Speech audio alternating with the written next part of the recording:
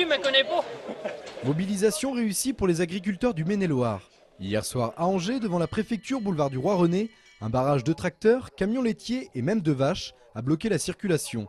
Plus de 700 producteurs de lait ont manifesté leur colère. Preuve que le prix qui a été payé au mois d'avril aux producteurs de lait les préoccupe énormément et c'est pour ça qu'ils sont mobilisés dans des proportions très importantes puisqu'il y a plus d'un producteur sur deux du département qui est ici. La cause de cette gronde, le prix du lait. En raison de l'augmentation des quotas et de la surproduction, le lait est passé à 203 € les 1000 litres au lieu des 308 € habituels. Un effondrement de 30% qui fait craindre à beaucoup la mort des exploitations. Hier soir, les agriculteurs ont été reçus par le préfet pour demander l'organisation de négociations entre les entreprises, les pouvoirs publics et les producteurs. Ce matin, l'État a annoncé la mise en place de 2 médiateurs. Objectif, renouer le dialogue. Pour autant, la mobilisation ne faiblit pas. À Cornillé-les-Caves, par exemple, la laiterie Tessier du groupe Bongrain est toujours bloquée. Les agriculteurs du Baugeois se relaient pour empêcher l'entrée du lait et la sortie du fromage. À ce niveau de prix-là, demain, on ne sera plus 150 producteurs, mais même pas 50, on va tous mourir. Les employés de Tessier ne sont pour le moment pas privés de travail et comprennent la colère des producteurs de lait. Mais si la situation s'éternisait plus d'une semaine, l'entreprise serait à court de réserve. Et les producteurs de lait affirment leur détermination.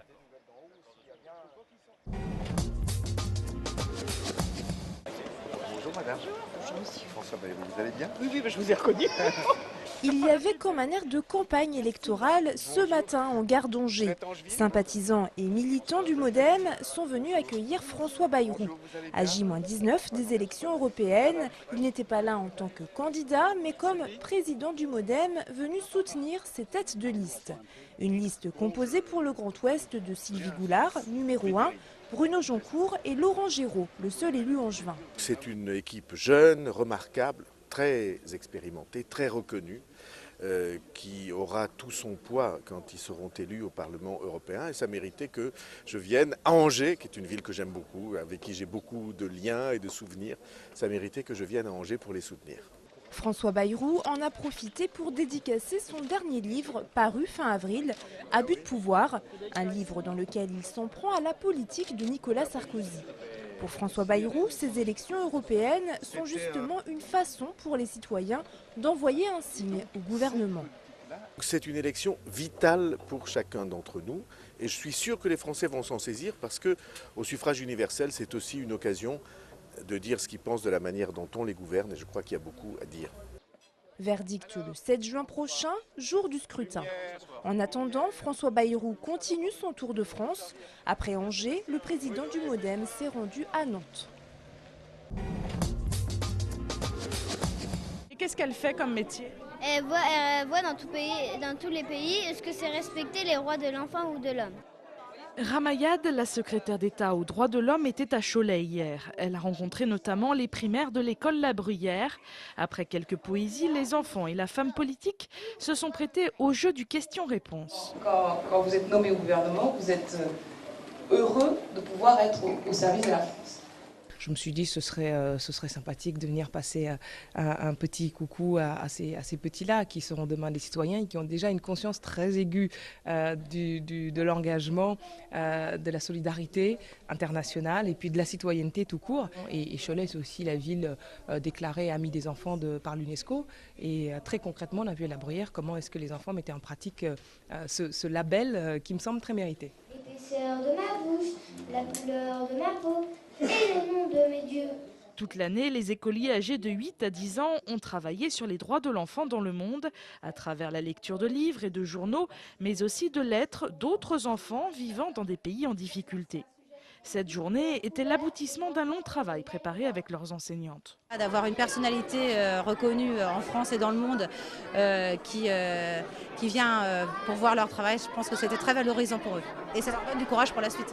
Petite vérification, quels sont les droits des enfants? Il y a plein de droits des enfants, par exemple droit à la vie, droit à boire et à manger, droit à l'amour d'une famille, enfin plein de choses. Il y a des enfants qui tuent, qui travaillent au lieu d'aller à l'école. Ramayad a par la suite parlé de citoyenneté à l'université de Cholet. La secrétaire d'État poursuit depuis plusieurs mois un tour de France sur cette thématique. Merci aussi de m'avoir invité à Cholet.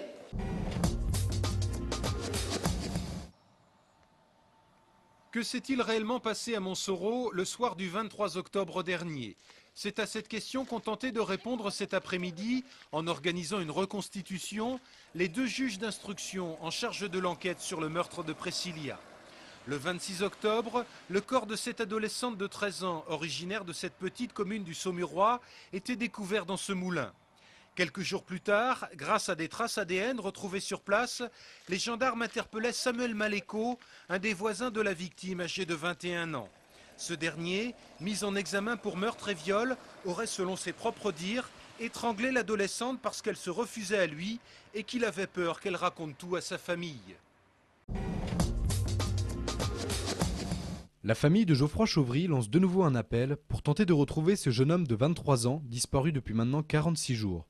Geoffroy Chauvry a été vu pour la dernière fois au centre de santé mentale de Saint-James-sur-Loire dans la nuit du 2 au 3 avril. Il était habillé d'un sweat rouge, d'un pyjama bleu et de chaussons. Il mesure 1,75 m, les yeux marrons, des cheveux bruns ébouriffés. Vous pouvez contacter le 17 ou bien ses amis Sébastien au 06 77 14 61 74 ou Marie au 06 29 34 92 97. Du changement à la tête d'Angers-Noyant. L'information est encore à prendre au conditionnel, mais elle devrait être confirmée dans les jours qui viennent. Tomislas Krizanovic, à droite sur votre écran, l'entraîneur des handballeurs angevins, devrait en effet laisser sa place pour la saison prochaine à Denis Tristan, qui dirige actuellement la formation de Vernon en D2. Denis Tristan, médaille de bronze au JO de Barcelone en 92, a été sélectionné à 141 reprises en équipe de France. Il a par ailleurs été élu meilleur entraîneur de D1 avec Dunkerque en 2003.